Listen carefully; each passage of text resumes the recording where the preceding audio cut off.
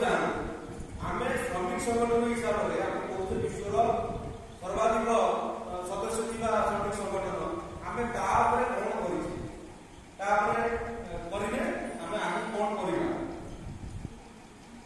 उद्देश्य